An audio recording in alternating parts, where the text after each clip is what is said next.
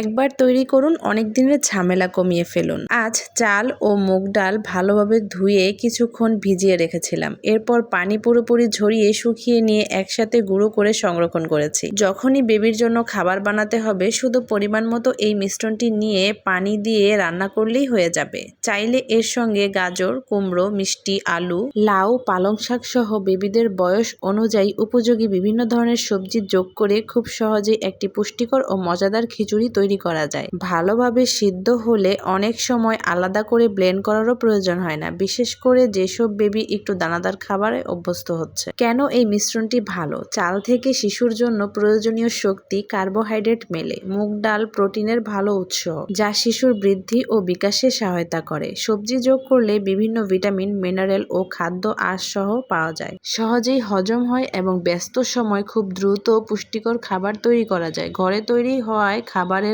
মান ও উপকরণ নিজের নিয়ন্ত্রণে থাকে। চাইলে এর সাথে আরো কয়েক ধরনের ডাল ব্যবহার করা যেত, কিন্তু আমি মিক্সড করিনি। আমার কাছে মুগ ডালটা ভালো মনে হয়েছে, তাই শুধু মুগ ডাল আর চালের মিশ্রণটাই তৈরি করেছি। তবে প্রতিদিন একই খাবার না দিয়ে বিভিন্ন ধরনের শস্য, ডাল, সবজি এবং অন্যান্য উপযোগী খাবার ঘুরিয়ে ফিরিয়ে দিন। এতে শিশুর খাবারের প্রতি আগ্রহ বাড়ে এবং বিভিন্ন ধরনের পুষ্টিও নিশ্চিত করা সহজ হয়। আপনারাও কি ঘরে কখনো এই ধরনের মিশ্রণ তৈরি করেছেন বাচ্চার জন্য? অবশ্যই কমেন্টে জানাতে ভুলবেন না।